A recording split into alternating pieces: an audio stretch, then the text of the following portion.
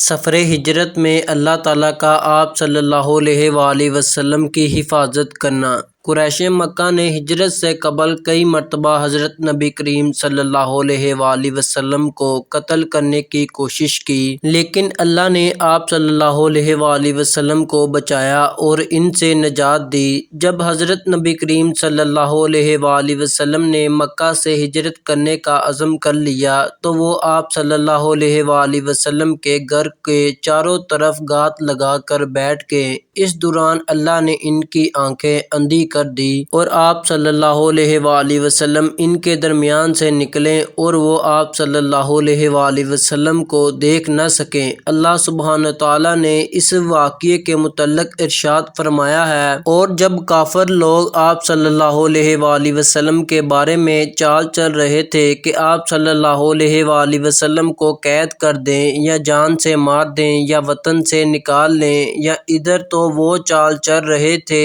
اور ادھر اللہ چال چل رہا تھا، اور اللہ سب سے بہتر چال چلنے والا ہے۔ آپ صلی اللہ علیہ وآلہ وسلم اللہ کی نگرانی میں مکہ سے چھپ کر نکلے اور اپنے ساتھی حضرت ابوبکر صدیق رضی اللہ تعالیٰ عنہ کو لے کر غار ثور تک پہنچ گئے اور مشرکین مکہ کی نگاہوں سے بچنے کے لیے غار میں داخل ہو گئے، اور وہ بھی آپ صلی اللہ علیہ وآلہ وسلم کی تلاش میں غار تک جا پہنچے اور اس کے دہانے پر کھڑے ہو گئے، اور حضرت ابوبکر صدیق رضی اللہ تعالیٰ عنہ کو ہلاکت کا گمان ہونے لگا۔ انہوں نے حضرت نبی کریم صلی اللہ علیہ وآلہ وسلم سے عرض کی کہ اے اللہ کے رسول صلی اللہ علیہ وآلہ وسلم، اگر ان میں سے کسی نے اپنے قدموں پر نظر ڈال لی تو وہ ہمیں دیکھ لیں گے۔ آپ صلی اللہ علیہ وآلہ وسلم نے اپنے رب پر توکل کرتے ہوئے اور اس بات پر یقین کرتے ہوئے کہ وہ انہیں دشمنوں کے سپرد نہ کر دے، درج ذیل جواب دیا کہ اے ابو بکر، تیرا ان دونوں کے بارے میں کیا گمان ہے جبکہ تیسرا اللہ ہے؟ جی ہاں، اللہ ان کے ساتھ ہے، وہ انہیں بچا رہا تھا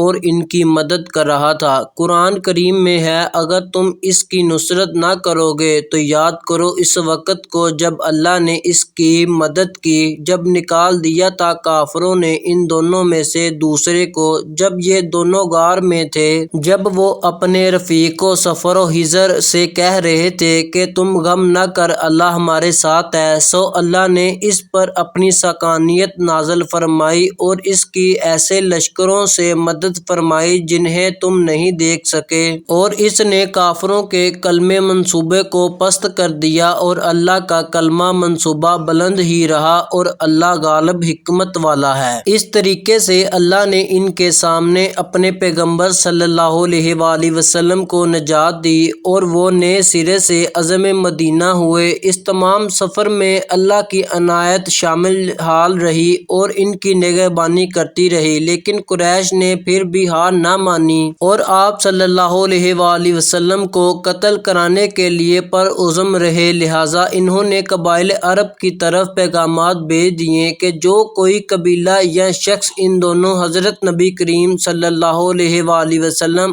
اور ابوبکر صدیق رضی اللہ تعالیٰ عنہ کا سر لے کر آئے گا، اسے انعامات دیے جائیں گے، لیکن وہ دونوں اطمینان سے اللہ کی نگہبانی اور امن میں چلتے رہیں۔ حضرت رسول کریم صلی اللہ علیہ وآلہ وسلم وادی قدیہ سے گزر رہے تھے کہ سراقہ بن مالک نے آپ صلی اللہ علیہ وآلہ وسلم کو جان لیا۔ حضرت ابوبکر صدیق رضی اللہ تعالیٰ عنہ فرماتے ہیں کہ جب ہم پتھریلی زمین پر پہنچے تو ہم نے سراقہ بن مالک کو دیکھا، وہ گھوڑا دوڑائے ہماری طرف بڑھتا چلا آ رہا تھا۔ میں نے کہا اے اللہ کے رسول صلی اللہ علیہ وآلہ وسلم، ہم گھیر لیے گئے۔ آپ صلی اللہ علیہ وآلہ وسلم نے فرمایا غم نہ کر، اللہ ہمارے ساتھ ہے۔ آپ صلی اللہ علیہ وآلہ وسلم نے اس پر بد دعا کی تو اس کی گھوڑی پیٹ تک زمین میں دھنس گئی۔ بخاری شریف کی ایک روایت میں سراقہ اپنی کہانی خود سناتا ہے۔ وہ کہتا ہے کہ میں نے رسول اللہ صلی اللہ علیہ وآلہ وسلم کی قرات سنی اور آپ صلی اللہ علیہ وآلہ وسلم دائیں بائیں جھانکے بغیر سیدھے منہ جا رہے تھے۔